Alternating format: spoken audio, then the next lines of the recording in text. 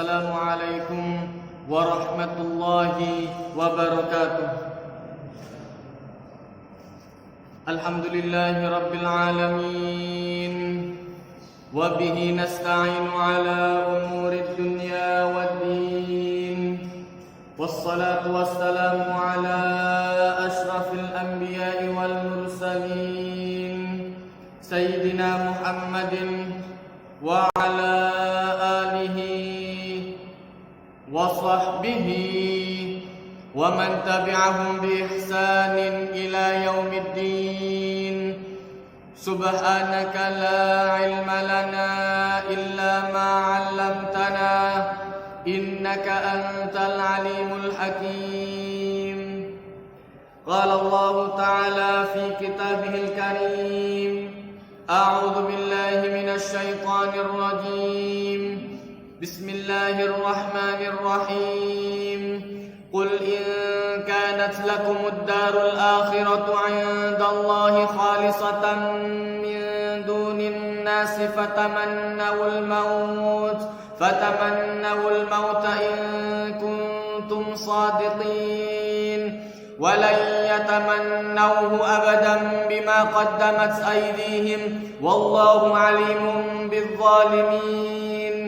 وَلَتَجِدَنَّهُمْ أَحْرَصَ النَّاسِ عَلَى حَيَاةٍ وَمِنَ الَّذِينَ أَشْرَكُوا يَوَدُّ أَحَدُهُمْ لَوْ يُعَمَّرُ أَلْفَ سَنَةٍ وَمَا هُوَ بِمُزَحْزِحِهِ مِنَ الْعَذَابِ أَن يُعَمَّرَ وَاللَّهُ بَصِيرٌ بِمَا يَعْمَلُونَ. Shadaqallahul azim.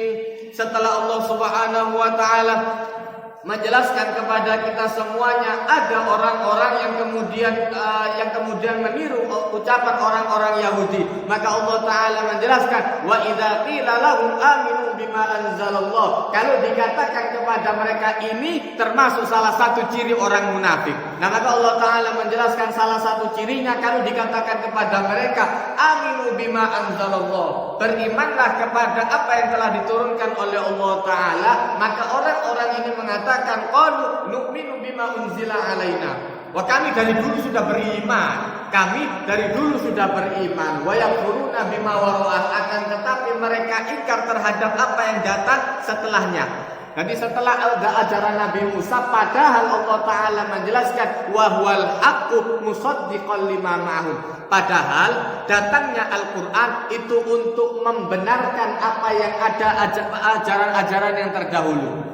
Makanya Allah Ta'ala menjelaskan bahwa nanti Allah Ta'ala menjelaskan ketika suatu hari Rasulullah SAW dituruni ayat oleh Allah Ta'ala, fakaifa idza ji'na min kulli ummatin bisyahidin wa ji'na bika ala haula'i syahida. Cirinya, kata Allah Ta'ala, cirinya seorang nabi itu sanatnya nyambung. Cirinya ajarannya itu nyambung. Makanya kemudian Rasulullah SAW itu kemudian sering kali mengucapkan, saya ini makuntu bid'ah minar rusul. Saya bukan rasul yang mengada-ngada, bukan rasul yang kemudian baru muda. Kedise namanya rasul itu selalu diutus oleh Allah Ta'ala dan ajarannya sama, yaitu ajaran tauhid itu toh. Dari dulu sampai sekarang sama. Yang beda hanya syariatnya saja, caranya. Kenapa? Karena setiap masa ada zamannya sendiri-sendiri, ada masalahnya sendiri-sendiri. Contoh, ketika di kota Mekah ini pada masa Rasul saja, pada masa Rasulullah, tidak ada. Jadi kemudian pada masa Rasulullah saja, pada saat di kota Mekah, Rasul SAW itu menguatkan akidah, dikuatkan betul akidah. Kenapa? Orang-orang pada saat itu disiksa luar biasa karena akidah. Karena mereka kemudian beriman, itu yang menjadikan mereka disiksa. Begitu Rasulullah pindah ke kota Madinah, kagetnya bukan main Rasulullah itu. Kaget luar biasa. Kenapa? Di sana itu akidah para sahabat sudah tertanam, masuk. Tapi kelihatan ada masyarakat yang praktek jual belinya luar biasa. Makanya kemudian ayat yang pertama kali turun di Madinah, Al-Mutaffifin. Allah Ta'ala menurunkan wailun lil mutaffifin. Cilaka, kata Allah Ta'ala, orang yang kemudian mengurangi taufik sedikit. ukuran. Maka Allah Ta'ala menjelaskan maksudnya bagaimana. Alladzina idza qalu 'alan nasi yastawfun. Kalau mereka yang beli minta kontak 1 kilo dalam 1 kilo. 10.000 dalam 10.000 full, dalam 10.000. Nek iso imbu. Kalau bisa imbu iso imbu deh. Maka kalau seandainya sebaliknya kata Allah Ta'ala, wa idza kaluhum aw wazanuhum yukhsirun. Kalau mereka yang jadi pedagangnya, seumpama dia ngambil dari pemborong, kemudian dia posisinya pedagang, dia ngambil dari pemborong ini 10 kilo dalam 10 kilo full. Begitu kemudian menjual ke orang-orang, ini Allah Ta'ala menjelaskan, wa idza kaluhum aw wazanuhum yukhsirun. Ada orang beli 1 kilo, itu dikurangi 1 on, dikurangi 5 on. Kagetnya luar biasa Rasulullah, kelihatan seperti itu. Nah, maka setiap orang, setiap tempat itu ada masalahnya sendiri-sendiri, ada zamannya sendiri-sendiri. Makanya syariat itu kadang berubah.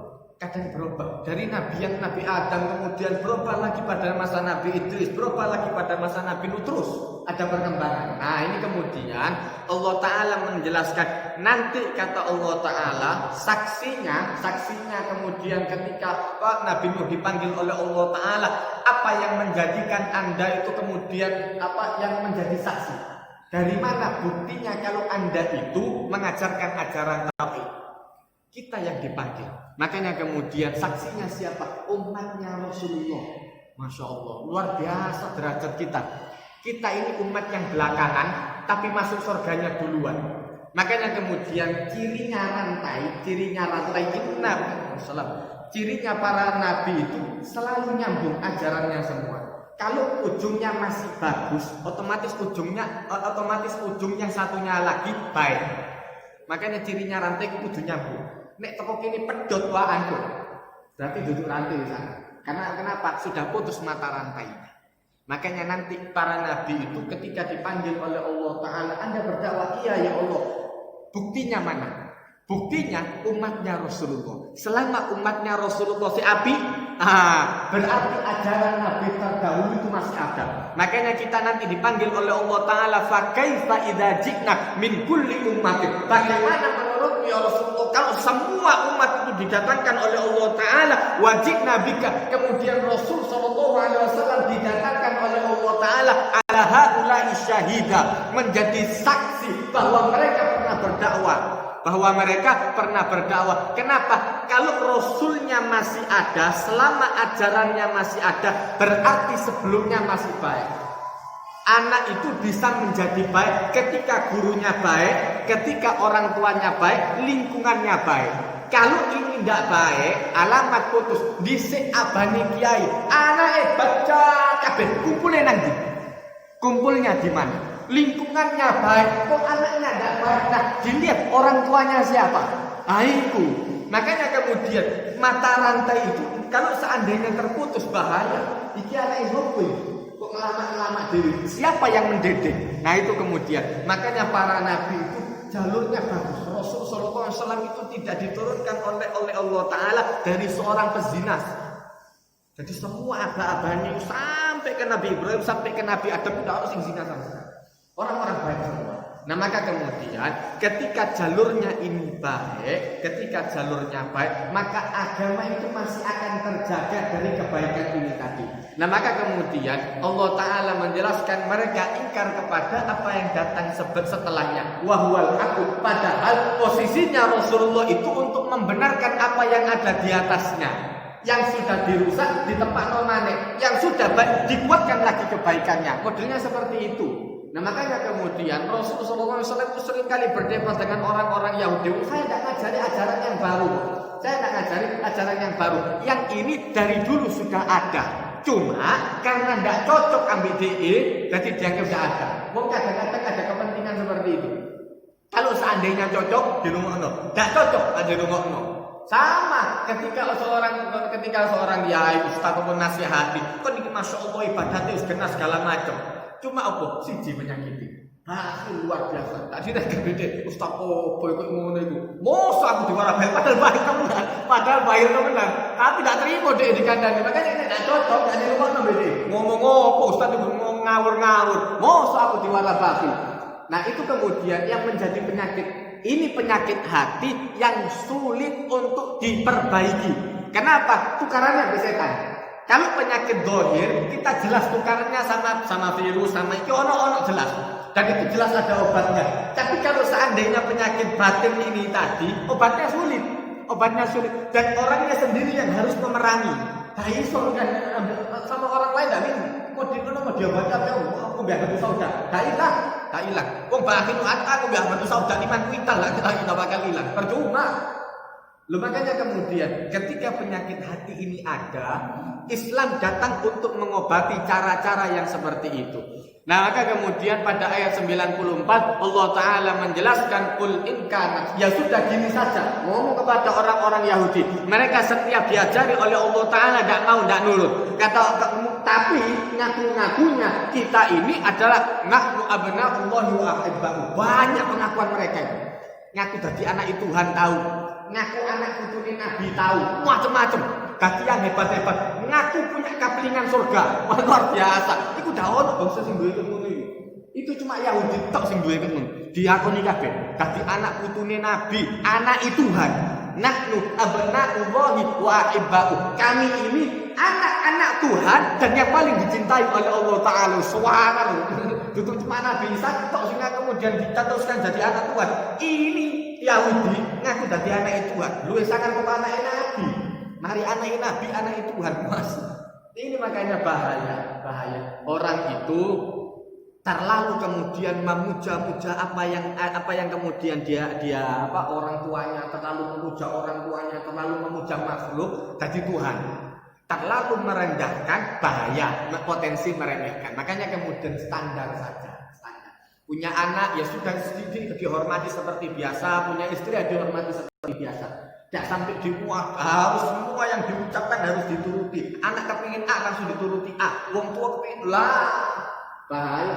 Jadi Tuhan temenan. Nah, ini kemudian yang dilarang oleh Allah Ta'ala. Kenapa? Kalau seandainya makhluk itu kemudian dicetuskan menjadi Tuhan, potensi cilakanya itu tambah besar.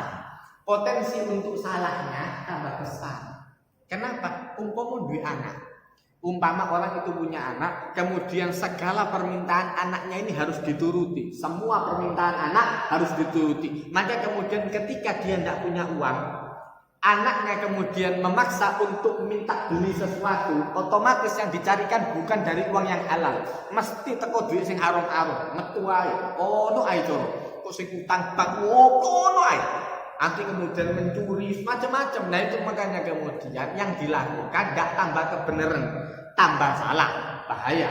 Nah maka kemudian Allah Ta'ala mengajarkan kepada orang-orang Yahudi, ya sudah gini saja. Qul, katakan ya Rasulullah, in kanat lakumud darul akhirah. Kalau seandainya orang-orang Yahudi itu kemudian memaksa, tetap mereka mengaku bahwa mereka yang mempunyai akhirat, punya kaplingan surga, maka Allah Ta'ala menjelaskan khalisatan min dunillah, hanya mereka saja. Tadi sini kalau ini surga deh. Kemudian yang lain dawang mesti nyekel wis pokoke kene, opo jare kene. Kene ngomong A berarti sing bener A, kene ngomong B sing bener B. Wah, agama ditentukan oleh kekuasaan. Ini bahaya. Nah, maka kemudian Allah Ta'ala menjelaskan min dunillah, hanya mereka saja tanpa orang-orang yang lain min duninas. Yang megang kuncinya mereka. Jadi masuk surga atau tidaknya ditentukan oleh mereka. Maka Allah Ta'ala menjelaskan gampang saja kuncinya. Fatamannawul maut. Kau nak cari pinter aslinya ke akhirat, cari anak Tuhan, anaknya Nabi, wah luar biasa pokoknya, yang punya kunci surga, yang kemudian menguasai akhirat. Ya gini saja kata Allah Ta'ala. Anda memang kalau seandainya Anda mengaku menguasai akhirat, fatamannawul maut, balik menang akhirat, mati. Ngomong saya kepingin mati, gitu aja. Ngomong saya kepingin mati. Fatamannawul maut, bercita-citalah, berangan-anganlah, ngomonglah saya kepingin mati. Walan yatamannau, maka Allah Ta'ala menjelaskan in kuntum shadiqin, kalau memang kalian betul. Allah Ta'ala janji walan yatamannauhu abadan bima qaddamat aydihim, selamanya mereka tidak akan berani. Mati. Wong kedurnya kok ngomongan. Makanya kemudian orang-orang yang model seperti itu, wong kedurnya. Lalu mereka berdakwah, tujuan dakwahnya mereka cuma untuk duit. Anda sudah diampuni oleh Tuhan, Itu ada kemudian ruangan yang menjadi nek Yahudi ada tembok ratapan, Kalau orang-orang Nasoro ada bilik-bilik khusus yang kemudian di situ mereka bisa minta tolong kepada pendeta yang nanti langsung diampuni oleh Tuhan. Jadi begitu dilapor, ya sudah, Anda sudah diampuni, bayar. Loh kok kedunian kok ngomong menguasai akhirat yo opo? Orang kemudian cinta dunianya luar biasa, ngomong saya yang menguasai akhirat, tidak masuk akal. Dari mana dapatnya akhirat? Maka Allah Ta'ala menjelaskan sekali-kali mereka tidak akan pernah mungkin berani. Sekalipun mereka tidak akan pernah berani. Kenapa? Mentalnya mental dunia. Wong nek ke dunia dibahas mati ya Ustaz. Nanti kita semua akan meninggal. Jangan ngomong mati di Ustaz. Sik dawa si anak dawa. Wong wedi mbek mati kok ngomong menguasai akhirat itu. Ya Anda yang banyak beramal, ya kita beramal, tapi kemudian mati di sini. Jenenge eman si anak. Si eman di dunia ini. Nah maka kemudian Allah Ta'ala menasihati orang-orang yang dengan mental keduniaan mbek ngono iku mau hati-hati. Karena Allah Ta'ala itu tidak pernah kemudian setiap orang akan meninggal. Dan itu janji Allah Ta'ala. Dan tidak ada orang yang kemudian meninggal melainkan sudah dilengkapi oleh Allah Ta'ala rizkinya. Jangan ke sana. Lakar di mana menutup. Tidak bisa untuk dipaksakan. Nah maka kemudian Allah Ta'ala menjelaskan walan yatamannauhu abadan, selamanya mereka tidak akan berani. Maka Rasulullah SAW menjelaskan kalaupun mereka berani, mereka akan tersedak dengan ludahnya sendiri, mati langsung di tempat. Nek wani. Itu Rasulullah. Makanya kemudian Allah Ta'ala tidak main-main kalau ngamuk sama orang Yahudi. Makanya setiap kita sholat, kita berdoa kepada Allah Ta'ala, siratal ladzina an'amta alaihim ghairil maghdubi alaihim. Bukan jalan orang-orang yang dimurka. Maka betul Allah Ta'ala sama orang-orang Yahudi. Sampai muncul kalau seandainya mereka berani ngomong itu langsung mati di tempat. Wah, itu tidak orang itu. Tidak ada satu bangsa pun yang kemudian sampai dilaknat seperti itu oleh Allah Ta'ala. Sampai pembedaan antara kehidupan dan kematian itu tipis betul. Jadi biasanya kemudian pembeda kehidupan dan kematian ini soro saja.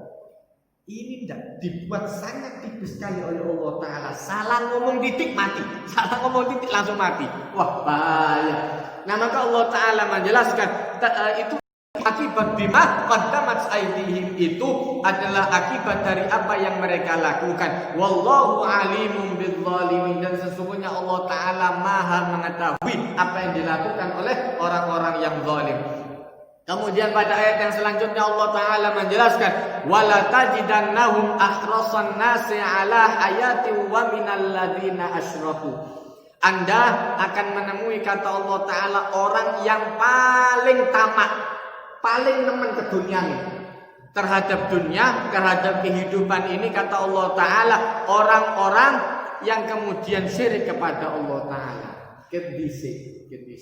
Makanya kemudian orang-orang yang Islam itu disuruh oleh Allah Ta'ala beramal. Kenapa? Untuk menolong saudaranya yang muslim. Paling enggak ketika kon duwe tuku yang buruh kepada Anda, setidaknya dia buruh kepada orang yang sholat dan orang yang puasa. Jangan sampai kemudian orang-orang Islam yang miskin-miskin kabeh larat kabeh. Akhirnya kemudian terpaksa buruh ambil begini, gak sembahyang. Akhirnya kemudian karena buruh yang bingung sih gak sembahyang, soro sembahyang di perusahaan, tapi tidak digawe nang musala gitu. Pekerjaan Islam kabeh mengajukan proposal bagaimana caranya untuk membuat masjid. Tapi tidak boleh, ditolak. Tidak bisa. Ini perusahaan, kita ada di situ untuk kerja.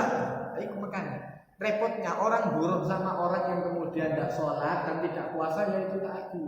Paling tidak ketika Anda kemudian berusaha sugihmu itu niatkan untuk Allah Ta'ala, untuk menolong Allah Ta'ala. Ya Allah, paling enggak orang yang buruh kepada saya, orang yang kerja kepada saya, mereka masih bisa sholat tepat waktu, masih bisa puasa di saat bekerja, kan enak. Nek kerjanya begitu Ramadan dipaksa terlalu berat, akhirnya kemudian dia tidak bisa sholat. Dikongkon angkat kayak gini, angkat kayak gini, akhirnya ngombe kabeh guru-guru itu mau. Karena kenapa? Kerjanya ndek soro, mau sholat sulit. Akhirnya kemudian poso-poso ngombe kabeh. Lho kena wong Islam, iya Islam. Tapi kemudian karena kerjanya terlalu berat, akhirnya kemudian ketika Ramadan terpaksa membatalkan sholatnya. Kenapa? Ya itu mau. Gara-gara buruh ambil sih gak sembahyang. Nah makanya kemudian Rasul Shallallahu Alaihi Wasallam itu cintanya kepada Sayyidina Utsman bin Affan itu luar biasa. Sampai ketika anaknya dinikah sama Rasulullah meninggal, satu lagi dinikahkan sama Rasulullah. Kenapa? Itulah pentingnya. Ada kalanya Islam itu ditolong sama orang-orang yang kaya. Ada kalanya Islam itu ditolong sama orang-orang yang fakir. Yang fakir kemudian menolong dalam penyebaran Islam. Tapi yang kaya ini tadi mempermudah. Sing sugi-sugi mau memudahkan orang untuk kemudian berislam. Ya iku mau fungsinya. Begitu kemudian sing bangun masjid itu wong rodok sugih, wong sing sugih-sugih cepet dadi. Tapi nek sing melarat-melarat, sing ndak jadi hati, tatane 1000, dia kemudian ate tukang sampah apa, itu cuma 1000 sok sedekah, menit 1000 maneh. Wah suwe dadi di masjid iki. Makanya kemudian ada kalanya Allah Taala menyuruh manusia untuk bekerja. Orang Islam jangan kemudian malas toh ya ayyuhalladzina amanu wahai orang-orang yang beriman ittaqullah jaga takwamu kepada Allah Taala wal tanzur nafsum ma qaddamat liwat. Pikirkan besok itu kerja apa? Mau ibadat apa? Penting. Bahaya kalau orang kemudian semenit sak karepe. Ada maksudnya. Ada level orang yang besok sak mlakune dhewe. Ada orang yang kemudian besok itu direncanakan. Jangan sampai kemudian besok tak lapo-lapo ngenteni ae karena tidak ada perencanaan akhirnya kemudian nganggur. Meneh turu maneh karena tidak ada perencanaan jelas. Jadi turu terus uripe iki mau. Nah itu kemudian yang bahaya. Makanya kemudian suatu hari Sayyidina Umar itu ketemu orang yang agak gemuk, ditanya sama Sayyidina Umar ini sing model kayak ngono lho ya. Ditanya sama Sayyidina Umar, apa ini? Wah kata dia, ini ada rahmat. Ini rahmat dari dia. Kata Sayyidina Umar, ada bala. Ini bala. Iki kok gara-gara kayak gini, nanti Anda itu bisa malas api kerja, malas api iki, malas api. Sing semangat. Jadi anjurannya untuk semangat. Nah maka kemudian Allah Ta'ala menjelaskan Anda akan menemui orang yang tamak kepada dunia ala ayat orang-orang mereka walatajidan tahu kalian akan menemui orang-orang Yahudi mau adalah orang yang paling tamak kepada dunia. Kalau bisa semua ini dia kuasai. Makanya sampai duit kadang-kadang ada lambang-lambang Yahudi. Lu memang dukur-dukuran kono sing koyo ngono dik. Udah gak mikir sembahyang. Yang penting hidupnya dipikir sama mereka cuma kerja. Bagaimana caranya kerja? Tak mikir sembahyang sama sekali. Makanya kemudian orang Islam dianjurkan oleh Rasulullah, Anda jadilah pemimpin di antara mereka. Paling tidak ketika kemudian orang-orang kafir ini yang jadi atasan, ibadatnya orang Islam itu dipersulit paling tidak. Nah, kalau seandainya orang Islam yang ada di atas bisa dipermudah sembahyangnya mau. Nanti ada jam sholat untuk karyawan, ada jam kemudian untuk puasa, ada pengurangan pekerjaan ketika Ramadan. Ini ketika orang Islam yang berada di atas bisa kayak ngono. Makanya pentingnya orang itu seperti itu. Duduk kemudian ke dunia. Nah makanya kemudian sampai di fikih-fikih kontemporer itu dijelaskan kalau seandainya orang masuk kerja model PNS ini, orang masuk kerja harus nyogok, kemudian untuk naik jabatan harus nyogok, dilihat dulu. Kalau seandainya Anda punya potensi baik di sana, bisa merubah kebiasaan buruk yang ada di sana, tidak apa-apa. Anggap saja itu membeli kebaikan. Itu banyak dijelaskan dalam kitab fikih. Hal itu rujukannya. Nah maka kemudian kalau Anda punya potensi untuk bisa memperbaiki itu hebat, tidak apa-apa. Anggap saja itu untuk membeli kebenaran. Jadi duduk wong enek kabeh. Saiki kalau seandainya ada orang baik yang daftar, tadi cari, dilok nang tente. Ayo kok tente duit. Lho, nek gak ono wong sing apik sing munggah, sing gak sembahyang mau munggah kabeh. Lho, Anda milih mana? DPR wong Islam kabeh apa DPR wong kafir kabeh? Dadi kon sembayangi soro. Kalau seandainya satu saja, ini di zaman Ahok wae. Kalau di Dukur itu satu, durung kabeh lho. Itu satu saja. Satu itu tadi bisa membuat kebijakan tidak boleh sembelih hewan di masjid. Yo. Boleh nyembelih kambing kabeh. Tak boleh. Kenapa? Motor-motori. Tidak ngerti. tidak ngerti syariat, tidak kayak udah apa. Akhirnya kemudian begitu mereka ada di atas, karena orang Islam ada di atas dilarang. Kayak opo, sembahyang wae nang masjid enak, cuma nina. Yo, sembahyang nang masjid cuma nina. Wong sing nang ndukur wong kafir kabeh. Yang ada di atas DPR-nya orang kafir, pemimpinnya orang kafir. Masjidnya begitu kemudian ada aturan tutup masjid. Tutup. Kenapa? Begitu orang mereka tinggal ngarahkan aparat. Mereka tinggal ngarahkan aparat yang dibawa orang Islam. Atas yang menjadi seorang Islam. Atas yang menjadi seorang Islam. Satpol PP-nya orang Islam. Tapi atasannya orang kafir. Suruh tutup masjid. Tutup deh. Tutup. Justru dia sing jogo. Jangan sampai ada orang Islam yang masuk. Itu gara-gara salah milih. Salah milih sedikit saja. Itu bahayanya 5 tahun. Makanya kalau Anda punya potensi menjadi baik, tuku. Itu namanya membeli kebenaran. Tadi duduk nyogo, sistemnya beda. Nah makanya kemudian ketika orang-orang seperti ini itu banyak pembahasan fikih seperti itu. Nek tak bayar Ustaz, tak oleh sih. Nah bayar Ustaz, bayar. Jadi oleh sih. Daripada kon melaku, kok ketilang maneh, bayar maneh, tambah nyorok-nyorok wong tua. Menyulitkan orang tua, menyulitkan orang-orang. Karena ada ngono kan. Nah kok mau main jujur, enggak usah bayar. Dari SIM tak bayar, dicoba. Soro akhirnya. Ndak ada oleh-oleh SIM. Jadi ketilang maneh. Jadi bayar lagi, tambah nyorok. Jadi yang model seperti itu diniatkan memberi kebenaran. Jadi bukan kemudian nyogok, istilahnya siji. Nah makanya kemudian ini pentingnya ketika orang Islam itu ada di atas. Rasul Shallallahu Alaihi Wasallam masuk ke kota Madinah, Abdullah bin Ubay itu langsung turun pamornya. Harus. Lu umpama Rasulullah ngendek, ndak wis aku nangguri ae. Lo soalnya Islam gerak. Sulit Islam gerak. Begitu Islam yang ada di atas mudah, tinggal buat perpu, tutup bar, tutup. Tapi nek sing nang ndokor wong kafir, iki buka bar. Sebelah masjid persis ono bar. Oh tambah kacau. Tadi sing bismillahirrahmanirrahim cedak. Kacau ada sembahyang. Berarti aku sembahyang udah enak blas. Kenapa? Dia itu mau salah milih. Makanya kemudian Allah Ta'ala mengajarkan wala tajidannahum ahrasan nasi ala ayatin wa minal ladzina asyraku. Anda akan menemui mereka orang yang paling tamak terhadap dunia dan orang-orang yang kemudian syirik kepada Allah Ta'ala. Ya waddu ahaduhum. Tidak sampai di sana tuh. Setiap dari mereka kepingin kalau seandainya umurnya mereka lau yu'ammaru alfasana, kalau seandainya umurnya mereka sampai 1000 tahun, lalu titik menangi 1.000, menangi mantu putu, waduh ketahuan. Makanya kemudian di dalam riwayat suatu hari Nabi Ibrahim itu memikirkan umatnya betul. Jadi sebetulnya dia itu ngomong seperti ini tidak niat untuk kemudian agar kemudian menangis segala macam enggak. Dia cuma mau menjaga Islam. Makanya kemudian sampai umur 60 berapa itu kemudian baru dikasih oleh Allah Ta'ala anak Nabi Ismail. Sampai umur 99 baru punya anak Nabi Ishak. Suwe. Makanya kemudian dia ya Allah, jangan sampai agama ini hilang dari rantai agama ini hilang dari permukaan bumi. Maka kemudian Nabi Ibrahim pernah berdoa, ya Allah panjangkan umur saya. Subhanallah. Tidak suwe Allah Ta'ala itu kadang-kadang tidak jawab. Nabinya itu tidak dijawab salah kok tidak. Dibiarkan sama Allah Ta'ala, ditunjukkan ada contoh masuk ke dalam ditamui oleh orang tua luar biasa. Ada Nabi Ibrahim kedatangan tamu orang yang tua luar biasa sampai ke. Akhirnya kemudian disuguhi sama Nabi Ibrahim ada anggur.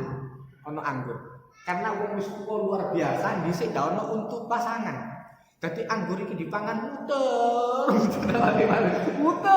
ndak wali-wali ndak entek ku anggur iku. Didelok sama Nabi Ibrahim metu maneh, dilebokno maneh nang cocok metu maneh. Hari berangkat mana? Akhirnya Nabi Ibrahim itu balik ke tempat sholatnya lagi berdoa, ya Allah doa yang tadi tidak jadi. Ternyata dijawab ya Allah Ta'ala. Makanya jalur yang aneh-aneh. Ya Allah jalur dawa umur, tambah umur tambah dawa. Untuk rontok kabeh mlaku wis tak enak kabeh wis tenan. Iya yo bisa enak. Mangkane orang yang paling enak itu meninggal di saat usia sudah selesai, kemudian mari, terus usia produktif sudah, kemudian menangi anak wis luwat kabeh, wis mari, wis diganti. Ngono sih tak gelem diterus nabe dhek apa ini mami aku tuwa luar biasa sing imam dadi ndak metu kabeh makro julur iki ndak metu kabeh untune silang kabeh dadi los kabeh kita sucilan adu didalah kacau makanya kemudian Allah Ta'ala menjelaskan ya waddu ahaduhum law yu'ammaru alfana saking kemudian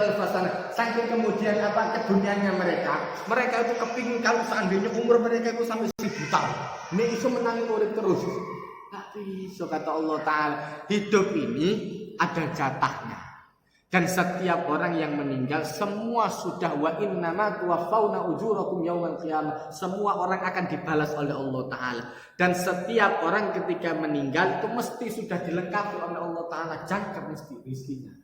Nah maka kemudian Allah Ta'ala menjelaskan wa ma huwa bimuzahzihi minal adabi ayyu amal walaupun kalau mereka dipanjangkan umurnya sampai 1000 tahun tetap mereka tidak akan bisa lolos dari adab Allah Ta'ala. Maka Allah Ta'ala menjelaskan wallahu basirun bima ya'malun ditutup oleh Allah Ta'ala sesungguhnya Allah Ta'ala maha melihat terhadap apa yang dilakukan oleh hamba-hambanya. Kemudian di dalam ayat 97 Allah Ta'ala menjelaskan qul katakan man kana aduwwan li Jibril siapa saja yang memusuhi malaikat Jibril fa innahu nazzalahu ala qalbika sesungguhnya malaikat Jibril itu diturunkan oleh Allah Ta'ala diutus oleh Allah Ta'ala langsung mengajarkan kepada hati Rasul sallallahu alaihi wasallam biiznillah pasti dengan izin Allah Ta'ala kalau bukan izin Allah Ta'ala tidak iso mudun sembarangan dan ini pernah terjadi ketika mau turunnya surat Alam Nashrah laka sadrak atau kemudian ketika akan turunnya surat Ad-Duha itu lama Rasulullah SAW tidak kemudian ketemu malaikat Jibril lama luar biasa dan kemudian di dalam surat Al-Isra Allah Ta'ala menjelaskan illa ayyasha Allah wala taqulanna li syai'in inni fa'ilun dzalika ghadan. Jadi kasusnya pada suatu hari Rasul sallallahu alaihi wasallam itu didatangi orang-orang Yahudi tanya tentang masalah Ashabul Kahfi, tentang Ruh dan tentang Nabi Khidir. Nah, kemudian mereka tanya bagaimana ini semua? Sudah kata Rasulullah, besok saya kasih tahu. Lupa ngomong insyaallah itu lali. Wong Nabi itu langsung ditegur oleh Allah Ta'ala. Orang alim itu juga langsung ditegur. Nek level-level wong awam, aku balik-balik ngomong ndak apa ya levelmu ndak apa sih. Tapi nek level wong alim mesti langsung ditegur oleh Allah Ta'ala. Ketika Rasulullah mengatakan besok saya kasih tahu, besok ndak turun wahyu. Besoknya lagi ditunggu sampai hari kedua. Wah itu sudah mulai rujuk. Orang-orang sudah mulai ada rasan-rasan. Kenapa? Biasanya Rasulullah tiap hari itu ada wahyu yang turun. Biasanya tiap hari Allah Ta'ala memberikan petunjuk. Ini kok enggak? Sepi masa fatrah dari wahyu. Tahun sampai 1 minggu. Wah itu ramai orang-orang Yahudi. Berarti itu dimusuhi sudah. Dia sudah dimusuhi oleh saudaranya. Orang-orang kafir Quraisy sudah mulai heboh itu di sana. Kenapa? Itu Muhammad sudah ditinggalkan oleh teman gilanya malaikat Jibril waretan. Oh, tadi dulu terima cuma Nabi, bukan terima cuma Allah Ta'ala. Sampai malaikat itu diwisumi ya begini. Tadi bukan bahasa baru, itu kan diisi bahasa dari dulu. Dia dimusuhi sama orang gila. Luar biasa. Rupanya suatu waras tuh. Karena enggak kelebonan wong edan nanti kemudian omongan kayak gini ngawur. Nah maka kemudian setelah sampai 1 minggu baru Allah Ta'ala menurunkan itu tadi wala taqulanna li syai'in jangan sampai mengatakan sesuatu ini fa'ilun dzalika ghadan saya lakukan besok yuk toko kondangan yuk ojo insyaallah percuma kan insyaallah sing bujukan iku wonge dudu insyaallah ya bukan insyaallah-nya yang salah itu orangnya yang salah dia sing bujukan dadi ojo ndak tetap diterima kalau insyaallah itu ada di bujukan yo wis ngono wae kok dia teko gak teko ojo disalahkan insyaallah kok ndak ngomong iya itu wong kadang-kadang enggak lega kalau dia ndak ngomong iya enggak lega dia iya teko temenan lho awas kok tante insyaallah kon percuma insyaallah-mu ojo disalahkan insyaallah bukan yang disalahkan bukan insyaallah-nya orangnya sing salah dia sing bujukan insyaallah enggak salah nek sing ngomong jujur hakta ngomong insyaallah teko temenan kok. Nah maka kemudian Allah Ta'ala menjelaskan ada kalanya sampai malaikat itu dimusuhi. Nah makanya kemudian di dalam tafsir Al-Baghawi ini menjelaskan bahwa yuqalu lahu Abdullah bin Surayyah datang kepada Rasul sallallahu alaihi wasallam Abdullah bin Suraya ini tadi, ya. Kemudian dia mengatakan kepada Rasulullah, "Ayyu malakin ya'tika minas sama." Malaikat siapa yang datang kepada Anda dari langit? Ya dijawab sama Rasulullah, ya dari saya dan semua malaikat, semua nabi-nabi yang lain mesti yang didatangkan itu malaikat Jibril. Nah ini yang kita tidak mau. Ini yang kita tidak mau. Coba kau ngomong Mikael, berkini tak melok ini. Tapi tidak mungkin. Tidak mungkin. Mereka tahu. Jadi Rasulullah itu serba salah. Kalau Rasulullah ngomong malaikat Jibril, karena memang betul mereka tidak percaya, tak gelem melok. Kenapa? Malaikat Jibril ini yang dulu menurunkan azab. Nah maka kemudian di sini dijelaskan bahwa sesungguhnya malaikat Jibril itu inna Jibril la yanzulul azab. Sesungguhnya malaikat Jibril ini yang menurunkan azab. Kemudian dia yang menurunkan pembunuhan, pembantaian, wasidah dan masa-masa yang sulit. Itu malaikat Jibril tadi tertuduh. Repot kayak gini. Cara mikirnya ruwet, cara mikirnya orang ruwet. Nah maka kemudian cara berpikir ruwet itu harus diwarisi. Jangan kemudian diwarisi sampai malaikat dimusuhi gitu. Nah kalau malaikat Jibril kita tidak mau. Kenapa? Itu malaikat Jibril dulu yang menurunkan azab itu dia. Yang ngasih tahu kita dulu pernah jadi monyet itu malaikat Jibril. Jadi sing salah malaikat Jibril. Jadi umpama ada orang buat salah, kemudian perbuatan salahnya ini tersiar, yang menyiarkan yang ditangkap. Ini model kayak ngono. Iku model Yahudi. Jadi malaikat Jibril itu hanya menjalankan prosedural yang disuruh oleh Allah Ta'ala. Dulu ini orang-orang Yahudi pernah diadab, pernah kemudian ikut tambah pencemaran nama baik. Pokoknya ini mulut uteke. Lu menang gaya dosa. Lu nek dalam gaya dosa, itu mestinya lak tobat. Mestinya orang yang habis berbuat dosa, kemudian mungkin dosanya tersiar, itu mestinya tobat. Iki ndak, tambah ngajukan pengadilan pencemaran nama baik. Iku modelnya orang Yahudi di sini. Bisa orang Yahudi begitu dia nggak dosa, malaikat Jibril turun, ya malaikat Jibril turun mengabarkan bahwa dulu mereka berbuat seperti itu dilaknat oleh Allah Taala sampai jadi monyet dan jadi babi. Wah, tak apa itu malaikat Jibril. Pencemaran nama baik etan. Itu model-model etan ini repot ngurus ini. Ini sampai diabadikan dari sama Allah Ta'ala sama di dalam Al-Quran. Maka Allah Ta'ala menjelaskan fa'innahu sesungguhnya malaikat Jibril diturunkan oleh Allah Ta'ala nazalahu ala qalbika. Malaikat Jibril diturunkan oleh Allah Ta'ala mengajarkan langsung kepada hati Rasulullah biiznillah.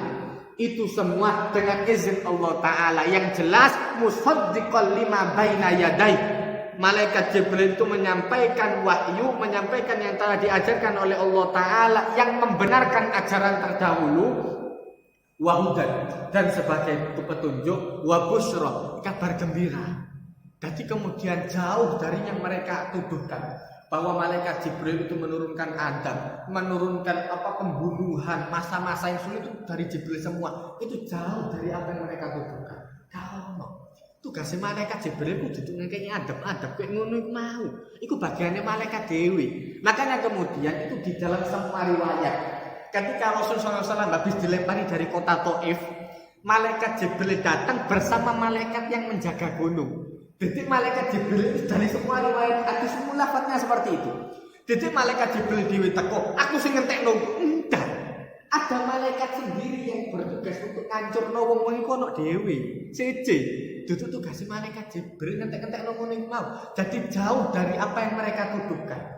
Makanya kemudian Allah Ta'ala menjelaskan wa busyra, fungsinya untuk memberikan kabar gembira bagi siapa? Lil mu'minin, untuk orang-orang yang beriman. Barakallahu li wa lakum fil Qur'anil azim wa nafa'ani wa iyyakum bima fihi minal ayati wa dzikril hakim wa taqabbala minni wa minkum tilawatahu innahu wal ghafurur rahim. Allahumma arhamna bil Qur'an waj'al lana imaman wa nuran wa hudan wa rahmah. Allahumma dzakkirna minhu ma nasina wa 'allimna minhu ma jahilna warzuqna tilawatahu ana al-laili wa atrafan nahar waj'alhu lana hujjatan ya rabbal alamin. Rabbana atina fid dunya hasanah wa fil akhirati hasanah wa qina adzabannar. Wa sallallahu ala sayidina Muhammadin nabiyil ummi wa ala alihi wa sahbihi wa sallam walhamdulillahi rabbil alamin. Wassalamualaikum warahmatullahi wabarakatuh.